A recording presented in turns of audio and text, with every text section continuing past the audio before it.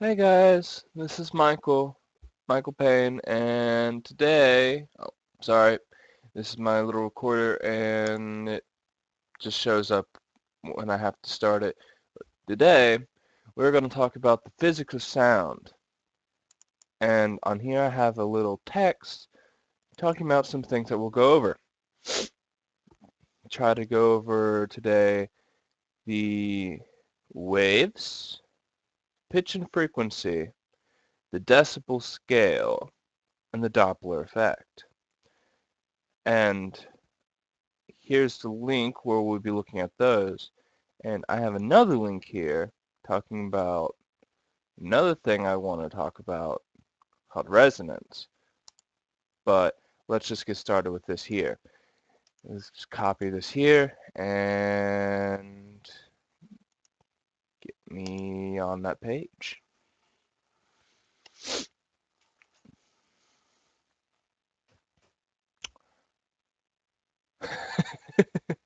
Whoops, that's the wrong link. I guess I should have prepped that in advance. I actually should have saw that. This is the link we want to go to. This is a web page I found that just happens to talk about all the stuff we wanted to go over today. So first thing talking about is waves. Now on this page here, we have three types of waves here, or three sections of waves that we'll be going over. First one here is mechanical waves. And look here, it describes the wave as a disturbance that travels through a medium, transporting energy from one location to another location. Now if we go in a little more, we can see what waves are and how they work. Because in sound, it's just your voice going out to a place and then bouncing around. Does that make sense? Because the wave comes when the sound is made, and it will go. Let me go back. We'll shoot. Don't have a picture here. Well, sort of like this.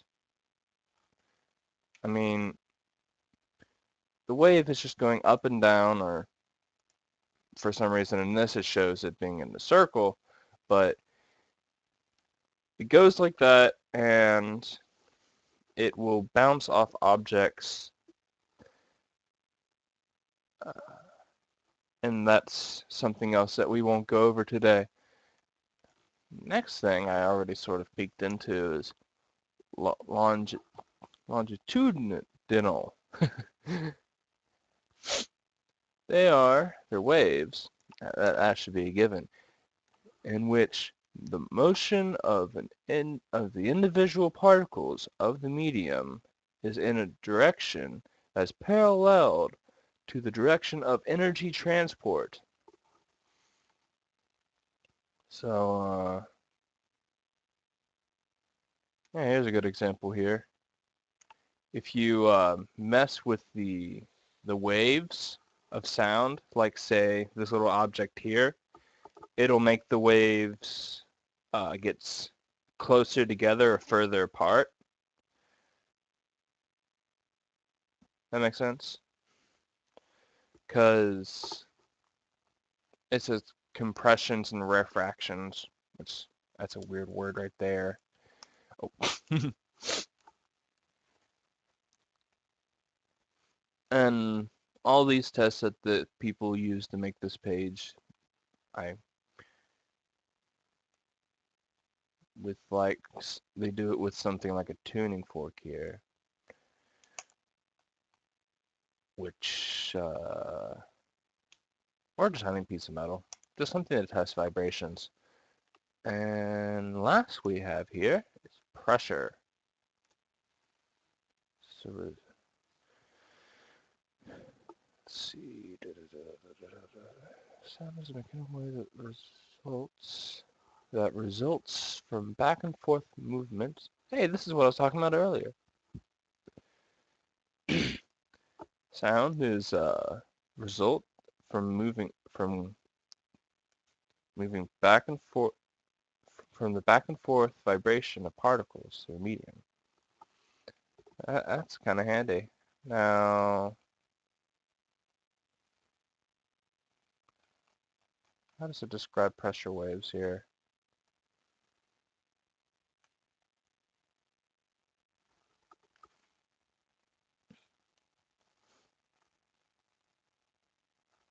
I guess it just sort of goes on with the longitude thing from before, because it mentions the compressions and the refractions here, and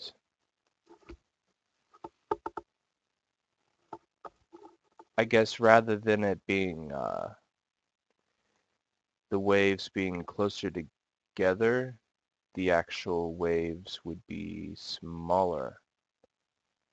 Now, if I could show an example of that, let me see. Ooh, a paint. That's a good way to do it.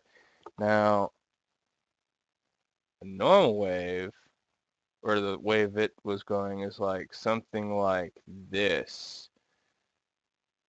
Oops. Excuse my drawing.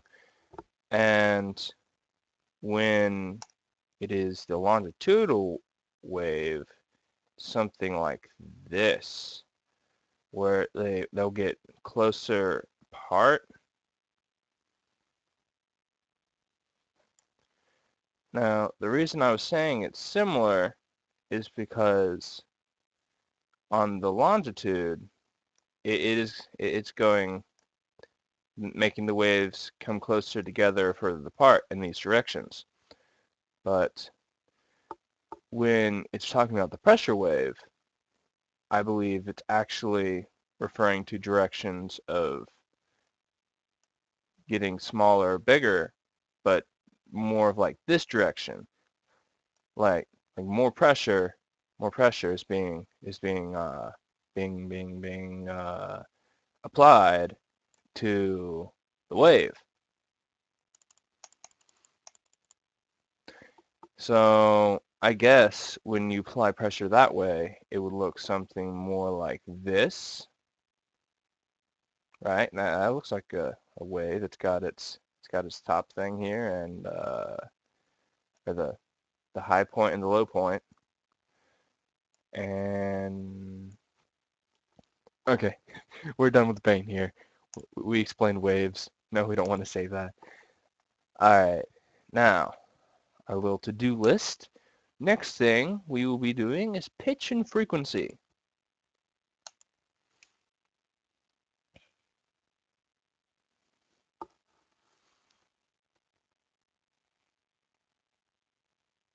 Now,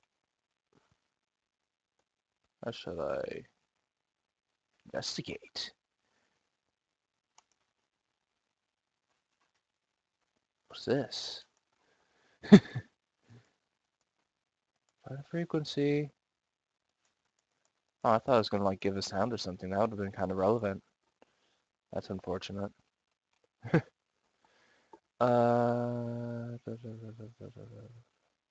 particles of the medium through which sound waves is vibrating in back and forth motion at a given frequency. The frequency of a the frequency of a wave refers to how often the particles of the medium vibrate when a wave passes through the medium. And there's that again. It doesn't work for some reason. Whatever. Now, when it says, yeah, here's an example right here. Ignore my little blue thing here, but that I highlighted. But a high frequency wave would just mean like more waves happening. You know, it's like kind of goes back to that longitude wave thing. It's sort of compressed more.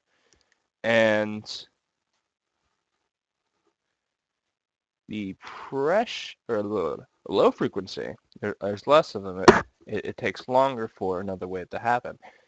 So that's frequency. Now let's find the pitch on this page. Let's see. The sensation of a frequency is commonly referred to as the pitch of a sound.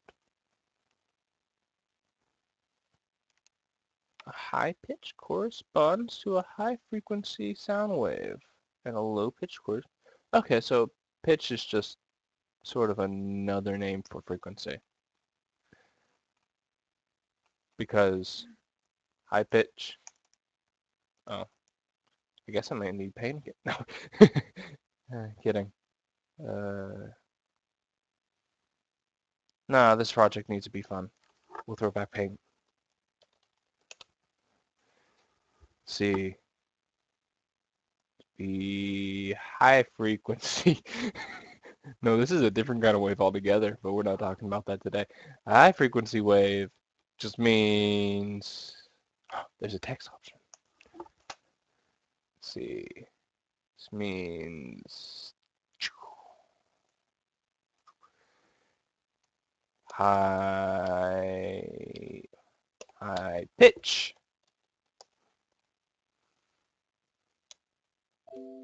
Now if we got this.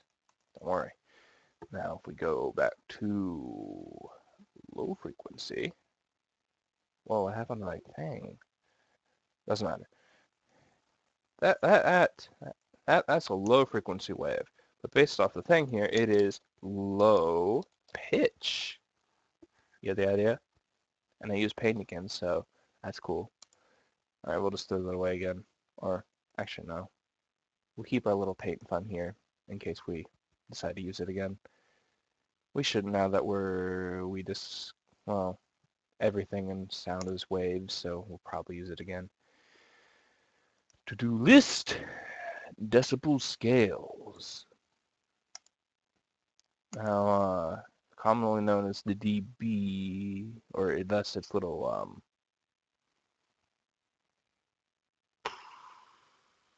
forget the word for it. Like how this is meters, decibels dB.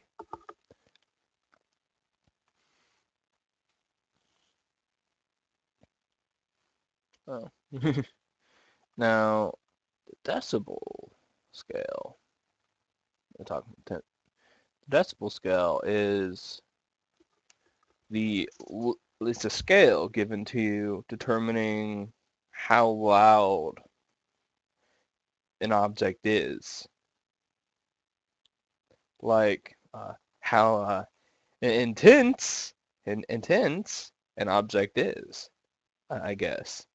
Because, you know, if an object's like really loud and intense, like say this military jet just taking off right in front of you, sorry if you get ran over, then it's not going to be quiet like the threshold of hearing. No, rustling leaves. It's actually going to be like probably hurt your ears. And this is instant perforation of eardrums. Sorry guys. There just happens to be this word here, I don't know.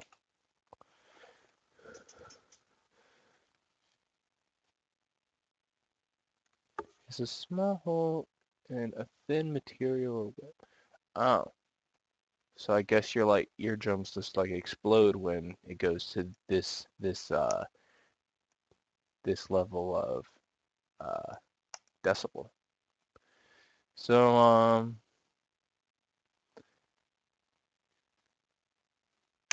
important tip from this is I guess watch out when you're listening to those rock concerts, because when you think about it, it's not that far from your ears blowing up if you look compared to the two. That's all I got to tell you on this topic. Now, on my to-do list, there should be one. Yep, this is a big one. This is a big one right here. This is one that everyone, well, it's important. It, if this wasn't here, then I guess everything would sound the same for you, no matter where you're at, and be just annoying. Now, when an object is moving, all right, we're gonna have to pop our paint here because we need some drawings here. When an object is moving, like say my fancy car here,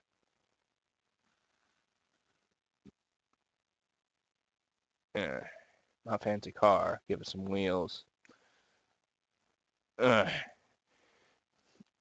It's one of those new kinds that oh never mind. So it's moving, all right. It's going this way, all right. What? Oh, that's new. Okay, so it goes that way, and there's this. Here's the road. There's this person just standing over here. Well, no. That's not gonna work. Oops. He's standing over here.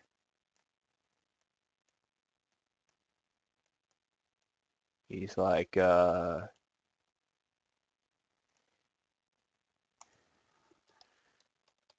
woo, NASCAR. That's what he's thinking, because I guess this is my failed depiction of a track, but so stop that. From here, it sounds pretty quiet. It's taking a long time for the waves to get to this guy. So he's thinking those cars, they're actually pretty quiet. Like like that's a quiet car right there. Now let's do this. Now if it take this, and let's say it moves over here. Sorry about that. Sorry. Okay.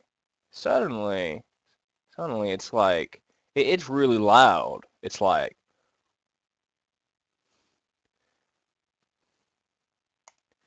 suddenly the guy he isn't thinking Woo NASCAR. Well, I mean he is. It's just now he's thinking of something else. He's thinking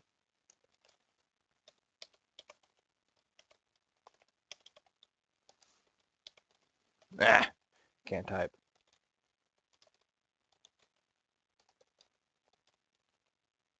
Oops. I I should have brought headphones. Because as you can see here, I never draw headphones from this guy, so this guy isn't having a good time here listening to those NASCARs go by. Alright, I can get rid of paint. That's the last time I'm going to use it. Alright, so that's the idea of the Doppler effect. When something's really close, man, that guy's going to get hit. No, when something's really close and it's moving, it'll sound really loud. But when it's further away, it sounds quieter. And that's because of the waves getting longer because it's been going on long, or it's been moving continuously for a certain period of time, which means the frequency is getting smaller. And then by the time it gets to you, you hardly hear it. It's like say oh, I missed it. Shoot, it's gonna be funny. Here we go. Rustling leaves. Like you hear it, but you just don't really care because it's like all the way Narnia, you know. Now, our to-do list. We went over the main things that I wanted to talk about, but we have this one other thing that I wanted to talk about as well, called resonance, that for some reason was there, not here. We already have the link up because of that. And resonance is just when an object vibrates, it'll cause the second object, like a second object next to it, to vibrate as well. Like, I guess a sort of relevant school example, when you're at like a game, like a track meet or a basketball game, and you're sitting on like bleachers. If like two separate bleachers are nearby each other, and you start stomping on one set of bleachers, all right, it starts making those bleachers vibrate because it's like a it's motion that's causing it to move from the medium, which is what waves are about. And when that happens, it'll pass it on to an object next to it, which is the other set of bleachers. So suddenly, even though they're not physically connected other than them being right next to each other, the other set of bleachers also vibrate. And then a guy from over there is suddenly saying, dude, sit down. You're not 5. Quit jumping. Sorry. But that's what resonance is about. Now, like a relevant example for me, as it says on here, is like the strings on music. When if you hit them, like sometimes it'll like make the whole instrument vibrate as well. Like with violin, when you play the string and cause it to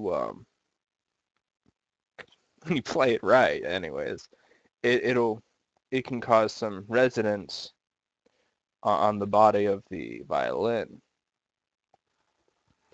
And that's just all I have to talk about here. This was it's my to-do list on sound. And if anyone noticed, this is not relevant at all, but that's Pokemon in the background. I just happen to have that. I found it on the internet the other day, and I was like, this is a cool picture.